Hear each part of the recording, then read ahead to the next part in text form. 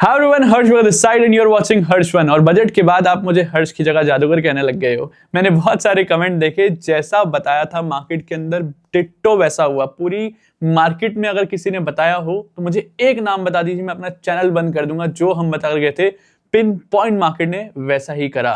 क्या किया अब उसको समझते हैं। मार्केट आई, बजट स्टार्ट होने से पहले ही पिछले दिन ही हमारी एक वीडियो थी जो मैं लिंक यहां पर डाल दूंगा, जो हमने बनाई थी बजट के ऊपर 25432। ये बताया था कि मार्केट ऊपर आएगी और यहीं से मार्केट में एक रिवर्सल आएगा। इतने साफ शब्दों में बताया था, आप जाकर चेक करोगे आप भी शॉक हो जाओगे। मार्केट आई ऊपर, पिन पॉइंट 25432 पे हमारी एक स्ट्रेटजी एक्टिवेट हुई, जो हमारी वीआईपी स्ट्रेटजी है, जो हमारी यूटीएस की स्ट्रेटजी है। उसके बाद exactly at this point market ने यहां से फॉल दिया और इस फॉल के अंदर मैंने लगभग 40-50 हजार के आसपास का प्रॉफिट किया था। उसके बाद मार्केट के अंदर ये जो क्रैश आया, अब क्यों आया वो भी डिस्कस करेंगे हम। लेकिन जो ये क्रैश आया कहां तक आ सकता है, अगर ग्रीन जोन तोड़ दिया मार्केट ने, यानी कि हमारा जो ये ग्रीन जोन था 24935 वाला, अगर मार्केट ने गलती से तोड़ दिया तो नेक्स्ट लेवल क्या लग सकता है 24614 एग्जैक्टली एट दिस पॉइंट। ये बताकर गया था, यहां से मार्केट ने पिन पॉइंट रिवर्सल दिया, 750 पॉइंट का रिवर्सल। इवन ये तक बता दिया था कि मेरी स्ट्रैटेजी बजट के लिए रहेगी बाय एट डिप, यानी कि मार्केट के अंदर जब जब डिप आएगा मैं सिर्फ बाय करने के बारे में सोचूंगा। और यहां देखो 750 पॉइंट का रिवर्सल आया भाई, यहां पर डिप मिला 24614 पे एग्जैक्टली मार्केट ने यहां से आपको अपॉर्चुनिटी दी 750 पॉइंट 1 मिनट के अंदर कमाने के लिए। मतलब 1 मिनट का ये राइज था। इतनी ज्यादा एक्यूरेसी, ये है हमारी एनालिसिस की पावर। अब मुझे नहीं लगता इसके बाद भी आपको रीजन देना होगा इस वीडियो को एंड तक देखने के लिए, क्योंकि आज हम डिस्कस करने वाले हैं फर्स्ट मार्केट के अंदर फॉल क्यों आया, सेकंड बजट 2026 के बाद मार्केट पे क्या इंपैक्ट आ सकता है, आपको किस किस चीजों पे फोकस रखना है, कौन से सेक्टर्स पे फोकस रखना है, कौन से स्टॉक्स पे फोकस करना है, थर्ड सिल्वर के अंदर जो क्रैश आया है उस क्रैश के बाद सिल्वर के अंदर क्या अपॉर्चुनिटी बन रही है, आगे आने वाला सिल्वर का फ्यूचर क्या है, वो आपको मैं बिल्कुल साफ शब्दों में बताकर जाऊंगा। जैसे मैंने आपको बजट की एनालिसिस दी थी वैसे ही आपको 350 दिन से मैं एनालिसिस दे रहा हूं, तो 350 दिन तुक्का नहीं लगता, राइट। आई होप आपको आज बहुत मजा आने वाला है, क्योंकि मैं ऐसा कुछ बताने वाला हूं जिससे आप सुनकर हिल जाओ कि सच में ऐसा भी हो सकता है। जिसको मार्केट के बारे में जानना है उसको डिटेल में बताकर जाऊंगा कि मार्केट का फ्यूचर क्या रह सकता है। जिसको सिल्वर के बारे में जानना है ऐसा कुछ बताकर जाऊंगा जिसके बाद आप किसी और से नहीं पूछोगे कि सिल्वर में आगे क्या हो सकता है। ये मैं आपको गारंटी दे सकता हूं। इस वीडियो के एंड होने से पहले ही आप समझ जाओगे कि अब मुझे पता है कि मैं सिल्वर क्रैश हो सकता है या फिर सिल्वर एक नया हाई बना सकता है। I can guarantee you. बस इस वीडियो को एंड तक देखना। क्यों एंड तक देखना? क्योंकि अगर एक भी पॉइंट मिस कर दिया तो फिर वीडियो जो है मत देखो, अभी रहने दो, बंद कर दो। अगर देखना है तो पूरा देखो, आराम से शांति से देखो, क्योंकि ये आपका फ्यूचर बदल सकता है। तो सबसे पहले समझते हैं कि ऐसा क्या हुआ कि मार्केट के अंदर 700 पॉइंट की करेक्शन एक दिन आ गई बजट 2026 यानी कि फरवरी 1 को। कुछ चीजें मैं आपको बताकर गया था, 3 सिनेरियो बताकर गया था कि किस सिनेरियो के अंदर मार्केट के अंदर राइज आ सकता है। पहला सिनेरियो क्या था, जिसके अंदर कैपेक्स बूस्ट होगा, फिस्कल डिसिप्लिन मेंटेन रहेगा और कुछ एक बड़ा सरप्राइज आने वाला है। अगर वो सरप्राइज आया यानी कि टैक्स रिलीफ का सरप्राइज आया तो मार्केट के अंदर राइज आ सकता है, ऐसा बताकर गया था। दूसरा साइडवेज का सिनेरियो बताकर गया था कि मार्केट के अंदर कोई भी बिग सरप्राइज नहीं आया तो मार्केट जो वो साइडवेज रहेगी और नॉर्मल बजट आया। थर्ड सिनेरियो था कि नो टैक्स रिलीफ। अगर टैक्स रिलीफ नहीं आता है तो मार्केट के अंदर एक करेक्शन देखने को मिल सकती है। साफ शब्दों में बताकर गया था। अगर नहीं याद तो एक बार जाकर वीडियो देखो। थर्ड सिनेरियो था जिसके अंदर पहला ही पॉइंट था नो टैक्स रिलीफ। तो no tax relief, no relief, अगर नो टैक्स रिलीफ, अगर रिलीफ नहीं आया तो मार्केट के अंदर करेक्शन आएगी। ये साफ शब्दों में बताकर गया था। यहां पर रिलीफ तो छोड़ दो, इतना बुरा हुआ कि रिलीफ मतलब क्या होता है, हम एक्सपेक्ट कर रहे थे कि टैक्स कम होगा, यहां पर टैक्स बढ़ गया। यानी कि एसटीटी के अंदर 0.1 से 0.15% हो चुका है हमारा STT for options. For futures it's 0.05%। तो यहां पर जो है इतना ज्यादा जो है एसटीटी बढ़ चुका है। हम एक्सपेक्ट कर रहे थे कि टैक्स जो है वो रिलीफ मिलेगा, यहां पर रिलीफ तो छोड़ो, जो था वो भी और बढ़ गया है। तो ये तो बहुत ज्यादा बैड न्यूज आई है। एक्सपेक्टेशन क्या थी, टैक्स रिलीफ होगा, हुआ क्या, टैक्स बढ़ गया। तो मैं आपको बहुत सिंपल शब्दों में बहुत बार बता चुका हूं, अपनी सारी वीडियोस के अंदर बता चुका हूं, जो मुझे पुराने टाइम से फॉलो कर रहे हैं। ऐसे सिनेरियोस के अंदर जो बजट हो गया, जो इवेंट बेस्ड ट्रेडिंग होती है, सिर्फ एक चीज पे चलती है, एक्सपेक्टेशन। मार्केट की एक्सपेक्टेशन क्या है? एक्सपेक्टेशन थी टैक्स रिलीफ, नहीं आया और बढ़ गया तो हो गया एक्सपेक्टेशन से विरुद्ध, है ना। लेकिन ये एक्सपेक्टेशन से विरुद्ध हुआ, इसलिए मार्केट के अंदर क्रैश आया। लेकिन अब मार्केट में क्रैश आ गया, ठीक है, बजट जा चुका है। अब बजट के बाद मार्केट के अंदर क्या होने वाला है? आज आपने देखा कि बहुत फास्ट रिकवरी आई है। क्या ये रिकवरी मेंटेन रहेगी आने वाले दिनों के अंदर, आने वाले सालों के अंदर, अगले बजट तक, या फिर जो है मार्केट के अंदर एक बहुत बड़ा क्रैश आ सकता है? ये सब कुछ डिटेल के अंदर समझते हैं। उसको समझने के लिए समझते हैं कि बजट वाले दिन हुआ क्या। तो गवर्नमेंट ने क्या करा? कैपेक्स को इंक्रीज करा, फर्स्ट पॉइंट। यानी कि अब वो गवर्नमेंट जो है वो ज्यादा स्पेंड करना चाहती है इंफ्रास्ट्रक्चर के ऊपर, चाहे वो रोडवेज हो यानी कि हाईवे, और रेलवेज हो, पटरियां बिछ रही है। तो बेसिकली जो देश की जो इंफ्रास्ट्रक्चर है उसके ऊपर ज्यादा स्पेंड करना चाहती है, जो कि एक बहुत अच्छा इनिशिएटिव है बाय गवर्नमेंट, एक बहुत अच्छा स्टेप है, नॉट इनिशिएटिव, बहुत अच्छा स्टेप है बाय गवर्नमेंट। जिससे क्या हो सकता है? जिससे क्या हो सकता है? इंफ्रा जो स्टॉक्स है वो बहुत ज्यादा स्ट्रांग रह सकते हैं। अब कौन से स्टॉक्स पे आपको फोकस करना है, कौन से सेक्टर पे आपको फोकस करना है, टेलीग्राम का जो लिंक है वो डिस्क्रिप्शन में और कमेंट सेक्शन के अंदर आप जाकर ज्वाइन करो। वहां पर मैं कुछ ना कुछ आपको यूजफुल देता रहता हूं, जो आपको लाइफ के अंदर क्लैरिटी लाएगा, स्टॉक मार्केट के अंदर क्लैरिटी लाएगा। तो इसी तरीके से मैं आपको पीडीएफ शेयर करूंगा कि कौन से स्टॉक्स पे आपको फोकस करना है अब आने वाले टाइम के अंदर। क्योंकि जो बजट आया ना उसके बाद एक चीज बहुत इंपॉर्टेंट है, जो कि वीडियो के एंड में बताऊंगा। अगर वो मिस कर दी तो आप 100 नहीं 1000% मार्केट के अंदर लॉस करने वाले, और आप जिस स्टॉक में पैसा लगाओगे वो स्टॉक जो है वो डूबने के चांसेस बढ़ जाते हैं आफ्टर दिस बजट। क्यों है वो भी बताऊंगा। सेकंड हो गया फिस्कल डेफिसिट। तो फिस्कल डेफिसिट जो है वो घटाया गया है, यानी कि 4.4% पिछले साल था, अब वो 4.3%, यानी कि फिस्कल डिसिप्लिन मेंटेन किया गया है। तो आपको फिस्कल डिसिप्लिन में ऑलरेडी लास्ट वीडियो के अंदर समझाया था। बेसिकली फिस्कल डिसिप्लिन मतलब कि ज्यादा एक्सपेंस ना करे इनकम के हिसाब से, मतलब अपनी जेब में जो है उसके, मतलब वो कहावत होती है ना, जितनी चादर है उतना ही पैर पसारो, तो वैसा ही कुछ फिस्कल डिसिप्लिन है। तो फिस्कल डिसिप्लिन को मेंटेन किया गया, जो कि ये कंट्री की ग्रोथ के लिए एक बेसिकली अगर कहा जाए तो स्टेबिलिटी के लिए बहुत अच्छा है। यानी कि एक कॉन्फिडेंस बूस्ट करता है कि गवर्नमेंट जो है वो अंधाधुंध बस पैसा उड़ाई नहीं जा रही, कैश बर्न नहीं कर रही, जो आजकल के स्टार्टअप के वर्डिंग्स में आता है। तो कैश बर्न नहीं कर रही, सोच समझकर अच्छी जगह पर स्पेंड करने की सोच रही है। Third is debt to GDP ratio, जो कि सबसे इंपॉर्टेंट पॉइंट है यहां पर समझने का, और जो इतना खतरनाक है कि आप सोच नहीं सकते। क्या हुआ है? इंडिया के लिए अच्छा है, 55.6% हुआ है 56.1 से, यानी कि कम हुआ है। डेट टू जीडीपी रेशियो जो है वो कम हुआ है। अब यहां पर हमारे लिए अच्छा है, लेकिन जो पूरा वर्ल्ड है उसका अगर डेट टू जीडीपी रेशियो को आप हालात सुनोगे आप शॉक हो जाओगे। आपको समझ आएगा कि हम कितने बड़े खतरे के अंदर है। अभी कुछ भी हो सकता है, कभी भी हो सकता है। क्या हो सकता है उसको समझने के लिए नेक्स्ट स्लाइड पे चलते हैं। तो पूरी पिक्चर समझने से पहले ये समझते हैं कि उसका मतलब क्या है। डेट टू जीडीपी रेशियो का मतलब होता है कि अगर आपकी इनकम है 10 लाख और उधार है आपका 5 लाख, तो आपकी डेट टू जीडीपी रेशियो होती है 50%। यानी कि आप 10 रुपए कमा रहे हो तो उसमें से 5 रुपए आपका उधार में इंटरेस्ट जा रहा है, ईएमआई जा रही है, ठीक है। तो इसको इस तरीके से समझने की कोशिश करना। अब हालात क्यों खराब है उसको समझना। इंडिया की जो जीडीपी रेशो है वो है 55 से 56%। आपको सुनने में लग रहा होगा कि यार इतनी ज्यादा, 55.56%, मतलब इतनी ज्यादा जीडीपी रेशो। यानी कि हम अगर जीडीपी हमारी जैसे बोल रहे हैं कि हमारा थर्ड इकोनॉमी बन गई, फोर्थ इकोनॉमी बन गई, भाई फायदा क्या है? 100 रुपए कमा रहे हो उसमें से 50 रुपए तो उधार में ही जा रहा है, तो इतना ज्यादा डेट है हमारे ऊपर। ये सुनने में बहुत ज्यादा लग रहा होगा, राइट? लेकिन नहीं, ऐसा नहीं है। ये इतना ज्यादा है लेकिन हम सबसे बेटर है, क्योंकि अगर आप सुनोगे कि किसका सबसे ज्यादा है, आपके पैरों तले जमीन निकल जाएगी। और वो कितना ज्यादा, ये सुनकर तो मैं भी शॉक हो गया था। वो क्या है सुनते हैं। चाइना का, अब चाइना तो हमारे से ऊपर ही है, सेकंड लार्जेस्ट इकोनॉमी। तो चाइना का जो जीडीपी रेशो है, डेट टू जीडीपी रेशो, वो है 88 to 96%, ठीक है। आपको लग रहा होगा यार चाइना इतनी बड़ी इकोनॉमी है, जितना कमा रहा है उससे ज्यादा तो वो उतना ही, सेम बिल्कुल 10 रुपए कमा रहा है उसमें से 9 रुपए उसका उधार में जा रहा है। इसको इस तरह से समझते हैं। जर्मनी का है 63 से 64%। क्यों यूरोप ने डील करी है हमारे साथ, थोड़ा थोड़ा आपको क्लैरिटी और समझ में आएगा। लेकिन ये कुछ नहीं था। अब असली गेम यूके से स्टार्ट होता है। क्यों स्टार्ट होता है? क्योंकि यूके की डेट टू जीडीपी रेशियो है 100%, यानी कि वो जितना कमा रहे हैं उतना वो उधार में है। इटली का है 135%, यानी कि वो जितना कमा रहे हैं उतना वो उधार में है, ऊपर से एक्स्ट्रा भी दे रहे हैं। फ्रांस का है 110 से 117%, यानी कि सिमिलर, कि जितना कमा रहे हैं उससे ज्यादा वो उधार के अंदर है। अब जो असली पिक्चर स्टार्ट होती है वो होती है यूएस से। यूएस का डेट टू जीडीपी रेशियो है 120 से 125%। लेकिन जो असली पिक्चर है, जो सबके सामने है लेकिन कोई बात नहीं कर रहा है, आपको क्या लगता है? जापान सबसे बेस्ट देश है, ऐसा ही सुनने में मिलता है। जापान तो बहुत स्ट्रांग है, जापान टेक्नोलॉजिकल वाइज बहुत अच्छे है, बहुत आगे जा चुका है। ये जापान वो जापान, लेकिन जापान का डेट टू जीडीपी रेशो सुनकर आप शॉक हो जाओगे, क्योंकि जापान का डेट टू जीडीपी रेशो है 230%। यानी कि जापान जितना कमा रहा है उसके डबल से भी ज्यादा वो उधार में है। तो ये ऐसी हालात आ गई है। लेकिन सबसे ज्यादा जो खराब है इसमें से वो जापान नहीं है, वो है यूएस।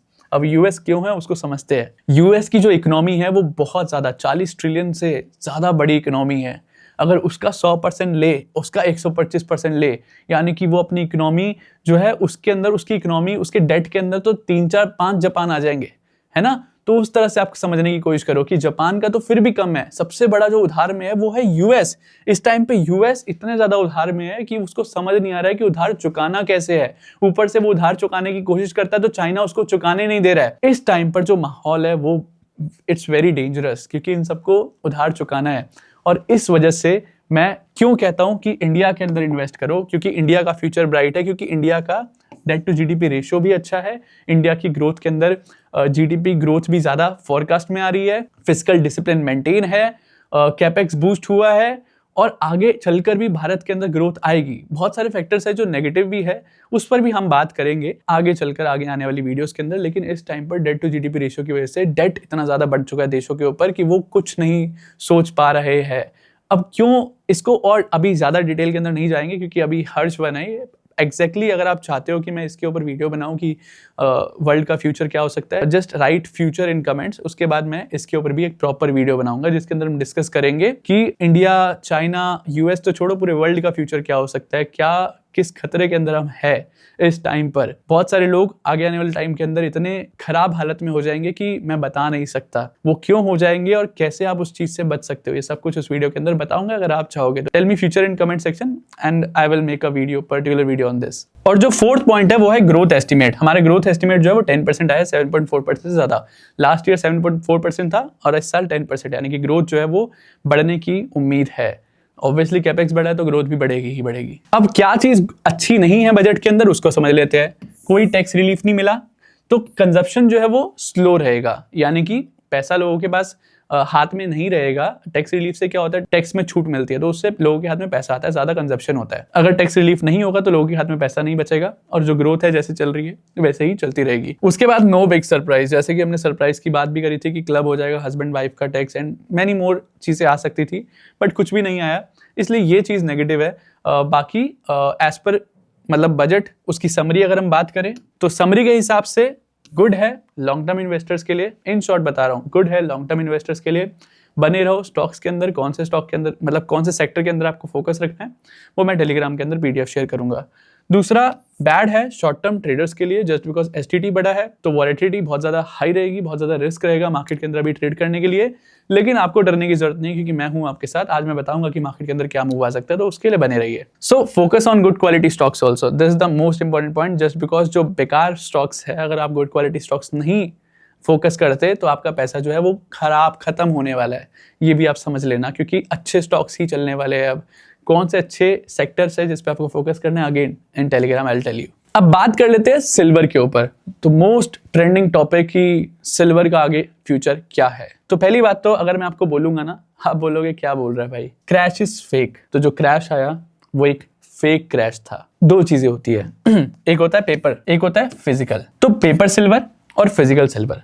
पेपर सिल्वर मतलब जो आप देखते हो लेकिन होल्ड नहीं कर सकते, जैसे ETF हो गया, जैसे म्यूचुअल फंड्स हो गए, जैसे सॉवरन बॉन्ड्स हो गए। फिजिकल सिल्वर यानी कि जो आप हाथ में लेकर चल सकते हो, रख सकते हो, हाथ में पकड़ सकते हो, यानी कि सिल्वर ब्रिक हो गई, गोल्ड ब्रिक हो गई, गोल्ड का बिस्किट हो गया, तो इसको कहते हैं सिल्वर, फिजिकल एंड पेपर। तो ये डिफरेंस हो गया। अभी आपका जो क्रैश आया है वो आया है पेपर सिल्वर के अंदर, जिसकी वैसे भी कोई वैल्यू है नहीं। Paper silver is not silver, paper silver track silver, paper silver is not silver. अगर मैं बोलूं आपको फिजिकल सिल्वर के अंदर क्रैश नहीं आया है, आप बोलोगे ऐसे कैसे बोल रहा है भाई, क्रैश नहीं आया है, हमने 4 लाख का प्राइस देखा है, लेकिन अभी तो मार्केट के अंदर 2-2.5 लाख के ऊपर ही बिक रही है सिल्वर। लेकिन एक्चुअल में वो क्रैश नहीं है। जो मार्केट का प्राइस है वो फोकस फॉलो करता है हमारा पेपर फिजिकल को, क्योंकि पेपर सिल्वर के अंदर क्रैश आया, इसकी वजह से फिजिकल सिल्वर का जो प्राइस है वो घटा है। लेकिन आपसे मैं 2 क्वेश्चन पूछता हूं, उसके बाद आप मुझसे नहीं बोलोगे और कोई क्वेश्चन आपके दिमाग में नहीं रहेगा। आप मेरे को 2 क्वेश्चन का आंसर दो। क्या डिमांड खत्म हो गई है सिल्वर की? इवन हम इस बजट की भी बात करें 2026 की, तो इसके अंदर तो एस्टिमेट है कि 2030 तक हम और ज्यादा स्पेंड करने वाले हैं। कैपेक्स जो बड़ा है वो हम स्पेंड करने वाले हैं किसके अंदर? ईवी के अंदर, सोलर एनर्जीज के अंदर, राइट? हम स्पेंड करने वाले हैं, तो डिमांड बढ़ रही है। चाइना के अंदर थोड़ी डिमांड कम हुई है, लेकिन क्या डिमांड आज जो कम हुई है वो हमेशा कम रहेगी? क्या मार्केट के अंदर डिमांड कम हो चुकी है? Answer is big no. क्या सप्लाई बढ़ चुकी है? क्या कोई भगवान ने ऐसा देश निकाल दिया है या फिर एक मतलब बहुत बड़ा भंडार मिल गया चांदी का? नहीं। तो सप्लाई जो है वो लिमिटेड है। और लिमिटेड क्यों है? सिल्वर की सप्लाई है वो सबसे ज्यादा लिमिटेड है। वो क्यों है थोड़ा और बताते हैं। गोल्ड कभी भी यूज होता है ना इंडस्ट्री के अंदर, तो वो रिसाइकल कर वापस लाया जा सकता है। यानी कि गोल्ड को हमने कहीं यूज करा, उसको हम वापस से निकाल कर ला सकते हैं। सिल्वर को अगर हम रिसाइकल करने जाएंगे तो वो नेक्स्ट टू इम्पॉसिबल है। रीजन क्या है कि सिल्वर को रिसाइकल करने में इतना पैसा लग जाएगा जितनी तो सिल्वर की वैल्यू भी नहीं है। इस रीजन की वजह से सिल्वर जो जा रहा है वो हमेशा के लिए जा रहा है। गोल्ड जो जा रहा है वो वापस भी आ सकता है, लेकिन जो सिल्वर जा रहा है, किसी भी चीज में यूज हो रहा है, वो हमेशा के लिए जा रहा है। वो वापस नहीं आने वाला। और एक टाइम पे भी आएगा भी तो तब आएगा जब सिल्वर का प्राइस आपको 10 लाख के पार मिलेगा। यानी कि गोल्ड और सिल्वर का सेम प्राइस हो जाएगा, तब आपको फिर रिसाइकिल करने का फायदा भी है, राइट? लेकिन वो कब होगा पता नहीं, है ना? थर्ड थिंग इज कि आजकल में जैसे रील्स बहुत ज्यादा आप देख रहे होगे जिसके अंदर बोला जा रहा है कि सिल्वर को रिप्लेस कर दिया जाएगा, कॉपर उसकी जगह ले लेगा। सिल्वर को रिप्लेस कर एक नई टेक्नोलॉजी आएगी, तो 100% आ सकती है। लेकिन आपको एक जनरल एक चीज बताता हूँ, कॉमन सेंस की चीज है। किसी भी चीज को रिप्लेस करने में कितना टाइम लग जाता है? एग्जाम्पल देता हूँ, क्रूड को रिप्लेस करने के लिए आया ईवी एंड हाइड्रोजन एनर्जी, तो रिप्लेस करने के लिए आया। क्रूड का प्राइस गिरा था 2012-13 के अंदर कि नई एनर्जी आ रही है, ये है वो है, तो तब क्रूड का प्राइस गिराया गया। आज हम हैं 2026 के अंदर, क्या क्रूड को एलिमिनेट कर दिया गया है? क्या रिप्लेस कर दिया गया है? मैंने भी पेट्रोल की गाड़ी ली है 2026 के अंदर। मोस्ट ऑफ द लोग जो है बाहर पेट्रोल की ही या फिर डीजल की ही या फिर कुछ ना कुछ ऐसा ही क्रूड से रिलेटेड प्रोडक्ट की ही गाड़ी चला रहे हैं। तो क्रूड को क्या रिप्लेस कर दिया गया है? 100% द आंसर इज नो, क्योंकि किसी भी चीज को रिप्लेस करने के अंदर एक डिकेड लग सकता है, यानी कि 15-20 साल तो मिनिमम, उसके बाद भी टाइम लग सकता है। तो अगले 15-20 साल तक तो सिल्वर जो है रिप्लेस नहीं होने वाली है, तो दिमाग में डाल लो। तो थोड़ा सा इस चीजों पे फोकस करेंगे तो सिल्वर की डिमांड कम नहीं हो रही है, सप्लाई बढ़ नहीं रही है। उसके बाद इसकी डिमांड और बढ़ती ही रहेगी आने वाले टाइम के अंदर। तो जब सब कुछ पॉजिटिव ही है तो क्यों आप क्या कैसे क्रैश है? क्रैश का मतलब एक्चुअली पता है क्या होता है? क्रैश का मतलब अगर सच में क्रैश हुआ होता सिल्वर, तो मार्केट के अंदर सिल्वर कोई बेच ही नहीं पाता, ठीक है? That is known as crash. तो वो क्रैश नहीं है, दैट इज फेक क्रैश। और सबसे बढ़िया बात पता है क्या है? थोड़ा सा और बताता हूँ। डिमांड जो है वो सेम है, कुछ चेंज नहीं हुआ डिमांड के अंदर। अगर क्रैश मैं तब मानता जब डिमांड के अंदर कमी आती, डिमांड तो सेम है और बढ़ रही है, बल्कि इंडस्ट्री यूज सेम है। इंडस्ट्री को जो यूज करना था वो तो अभी भी यूज में है। तो अगर सिल्वर को यूज कर एक नया कॉपर को रिप्लेस कर दिया होता, नया मटेरियल से रिप्लेस कर दिया होता, तो फिर मैं समझ सकता था कि हाँ यार crash is real. Supply tight है, तो तीनों पॉइंट के अंदर सिल्वर का कोई भी क्रैश से लेना देना नहीं है। दैट इज जस्ट, आपको जैसा बताया था कि 31 जनवरी को उनकी पोजीशन कट होनी थी बाहर के अमेरिकन बैंक्स ने। इवन जेपी मॉर्गन ने अपनी पोजीशन कट करी है बिल्कुल बॉटम पर जो क्रैश आया है। तो अपनी शॉर्ट पोजीशन के अंदर वो फंसे हुए थे, वो अपने निकलने के लिए क्रैश करवाया गया, क्रैश आया, लेकिन ये क्रैश सिर्फ देखने वाला स्क्रीन वाला क्रैश था, एक्चुअल क्रैश नहीं था। आप थोड़ा सा समझने की कोशिश करो, एक होता है डिजिटल क्रैश, एक होता है रियल क्रैश। डिजिटल क्रैशेस जो आपने देखा, रियल क्रैश वो होता है कि जब चांदी को यूज करना ही बंद कर दिया लोगों ने, ना इंडस्ट्री यूज कर रही है, ना डिमांड हो रही है, सिर्फ सप्लाई बढ़े जा रही है, वो होता है क्रैश। लेकिन वो क्रैश नहीं हुआ है, सिर्फ ये दिखावे वाला क्रैश है, ये भ्रम है। इस भ्रम से निकलो, इस भ्रम से निकलो, आपको दिखेगा कि क्या है रियल पिक्चर और क्या है fake picture. What is next? Biggest reversal come after panic. तो जब भी मार्केट के अंदर पैनिक आता है उसके बाद ही सबसे बड़ा रिवर्सल देखने को मिलता है। तो मार्केट के अंदर रिवर्सल तभी आता है, मार्केट के अंदर सबसे बड़ा मूव तभी आता है जब मार्केट के अंदर क्रैश आता है। जैसा कि आपने देखा कोविड-19 क्रैश, सबसे बड़ा वहां से रिवर्सल आया, राइट? सबसे बड़ा वहां से मार्केट के अंदर मूव आया। 2008 का क्रैश, सबसे बड़ा वहां से मार्केट के अंदर मूव आया। जब मार्केट क्रैश हुई तब तक मार्केट में सबसे बड़ा मूव तभी आया जब मार्केट क्रैश हुई। तो सिल्वर का अगर ऊपर जाना चाहता है तो उसको क्रैश करवाना था। अगर वो क्रैश होगा नहीं, आप सब घुसोगे नहीं और आप सब फंसोगे नहीं, तब तक वो कैसे ऊपर जाएगा? ये टेक्निक्स होती है जो आपको थोड़ा सा एक्सपीरियंस के बाद समझ आएगी। लेकिन मैं 100% बुलिश हूँ फॉर नेक्स्ट 5 ईयर। जैसा कि मैंने आपको बोला भी था, बिंदास होकर मैं सिल्वर के अंदर बैठूंगा भी। अच्छी खासी क्वांटिटी मैं ऑलरेडी होल्ड करके बैठा हूँ गोल्ड एंड सिल्वर के अंदर, एंड गोल्ड एंड सिल्वर के अंदर मैं और ज़्यादा बाय एट डिप करूंगा भी। यानी कि गोल्ड के अंदर तो गोल्ड तो हेवन है, वो आगे आने वाले टाइम की फ्यूचर करेंसी भी हो सकती है, तो इसलिए गोल्ड इज वेरी सेफ। उसके अंदर तो जब डिप आए तो सिर्फ बाय करने के बारे में सोचने का। सिल्वर थोड़ी वॉलेटाइल रहेगी, तो मैं आपको अभी लोअर लेवल पे आप लेने की सोच सकते हो, येस, लेकिन 100% क्वांटिटी डाल दो, मैं नहीं बोलूँगा। आपके पास अगर 10 लाख है तो उसमें से 2-2.5 लाख रुपए आप डाल सकते हो, यानी कि 20-25 क्वांटिटी परसेंट जो है वो डालो। क्या पता थोड़ा सा और करेक्शन भी देखने को मिल सके और भी पैनिक क्रिएट करने की कोशिश कर सके, लेकिन जाना ऊपर ही है। तो आई होप इस वीडियो के बाद आप कभी भी कोई भी बोलेगा ना मार्केट के अंदर क्रैश आ गया, सिल्वर क्रैश हो गई, कुछ भी इधर उधर की बातें करने का कोशिश करेगा, तो आपके पास बहुत एक जेन्युइन और राइट क्वेश्चन होगा पूछने के लिए कि क्या डिमांड कम हो गई, क्या सप्लाई बढ़ चुकी है, क्या सच में क्रैश आया है या फिर सिर्फ ये भ्रम है और दिखावा है, क्या आपको पागल बनाया जा रहा है या फिर सच में मार्केट के अंदर सिल्वर के अंदर क्रैश आया है।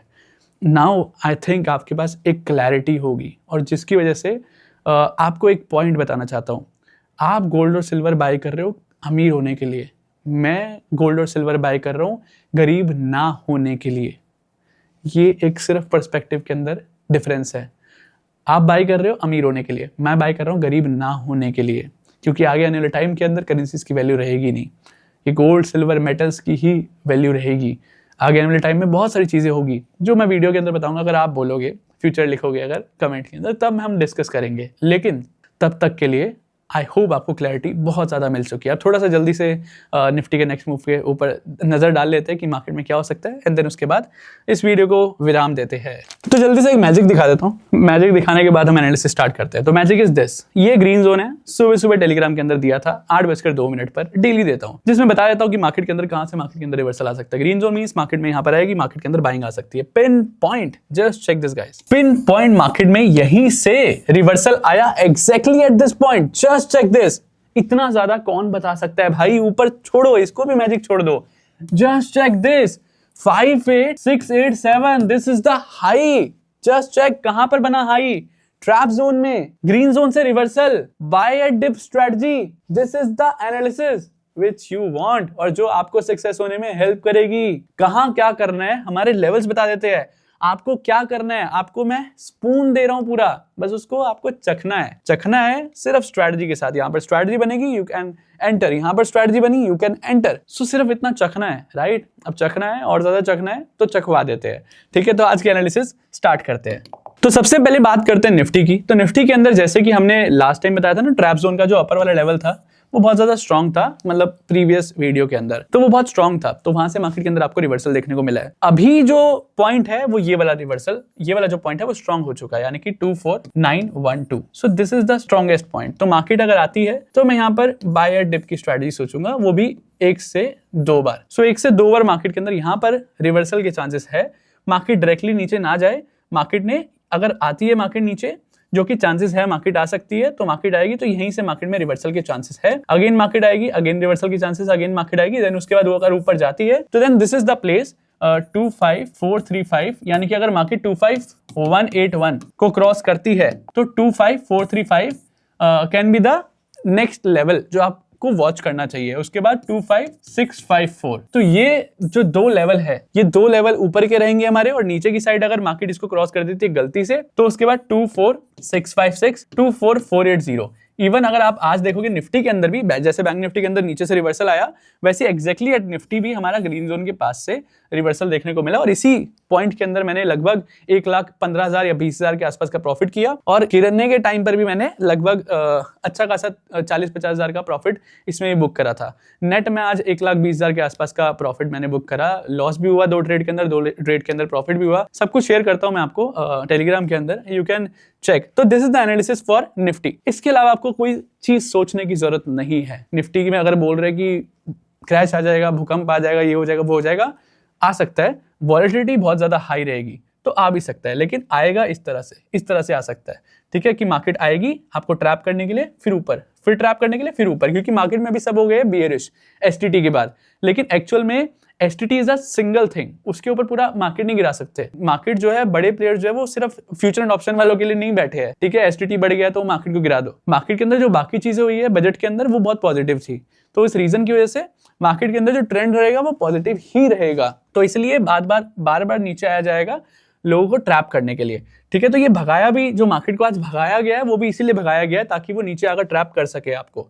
तो कल का दिन, अगर परसों का दिन या फिर आने वाले दिन आपके लिए 24912 जो है बहुत स्ट्रॉन्ग लेवल रह सकता है। लेकिन ऐसा नहीं बोल रहा कि मैं आएगा तो बाय कर लो, नहीं, यहाँ पर आएगा, स्ट्रैटेजी आपकी कोई बनेगी जो मैंने बहुत सारी सिखाई हुई है आपको, बनेगी तो एंट्री लेना है। हो भी सकता है इन केस अगर मार्केट ने इसको ब्रेक कर दिया ना 24912 को, अगर गलती से ब्रेक कर दिया तो अच्छा खासा आपको डायरेक्ट नीचे फॉल दिखेगा, लेकिन वो चांसेस आर लेस। तो हम चांसेस प्रोबेबिलिटी पे काम करते हैं इन मार्केट, राइट, तो उसके चांसेस कम है। अब बात कर लेते हैं बैंक निफ्टी की। तो बैंक निफ्टी के अंदर भी सिमिलर सिनेरियो है, 57863 and 57275। It will be very strong. आने वाले दिन के अंदर अगर मार्केट यहाँ पर आने की कोशिश करती है तो मार्केट के अंदर यहाँ से एक रिवर्सल देखने को मिल सकता है। ऊपर की साइड में 59309 कटने के बाद 59980 एक स्ट्रॉन्ग लेवल है जो आप देख सकते हो। ऊपर की साइड में गलती से 60416 टूट गया तो आपको एक नया ऑल टाइम हाई दिखेगा बहुत ही जल्दी, लेकिन उसके चांसेस कम है। चांसेस आर हाई कि मार्केट इसी रेंज के अंदर घूमेगी। ग्रीन जोन आपका, ऊपर रेड जोन, ऊपर जाएगी सेल साइड रिवर्सल के चांसेस है, और नीचे आएगी तो ऊपर जाने के चांसेस है। Nifty and Bank Nifty both are explained very well. इससे ज्यादा आपको देखने की जरूरत नहीं है, ज्यादा दिमाग लगाने की जरूरत नहीं है, स्ट्रैटेजी पे फोकस करो। ग्रीन जोन में बाइंग की स्ट्रैटेजी ढूंढो, रेड जोन में सेलिंग की स्ट्रैटेजी ढूंढो। This is how we trade. ऐसा नहीं रेड जोन में आ गया तो सेल कर दो, इवन रेड जोन को तोड़ने के बाद भी तो रैली आती है ना। तो इसलिए हमें मार्केट पे रिएक्ट करना है, मार्केट को प्रिडिक्ट नहीं करना, मार्केट के मूव पर रिएक्ट करना है। और जो मार्केट को प्रिडिक्ट करता है वो कभी भी प्रॉफिटेबल नहीं बनता। इवन मैं प्रिडिक्ट नहीं कर रहा, मैं एनालाइज कर रहा हूं। So both are different. ये नहीं कि मैंने आज बोल दिया कि मार्केट ऊपर जाएगी तो ऊपर ही जाएगी, नहीं, मैं वहां पर देखूंगा कि अगर मार्केट ने क्या पता अपना स्ट्रक्चर चेंज कर दिया तो मैं स्ट्रैटेजी की सुनूंगा, अपने इमोशंस नहीं, अपनी स्ट्रैटेजी और अपने एनालिसिस की सुनूंगा। So this is how we react to market, not to predict the market. So never predict the market, only react to the market. This is how you will become a successful and profitable trader in long term. Thank you so much guys. This is all about today's video. कैसी लगी video बताओ मुझे comment कर, ताकि मैं और ज़्यादा मेहनत करूँ ऐसी और अमेजिंग वीडियो लाने के लिए, आपके लिए और अमेजिंग कंटेंट लाने के लिए जिससे आपको फायदा हो। Thank you so much guys. मिलते हैं नेक्स्ट हर्ष वन एपिसोड में। Good night.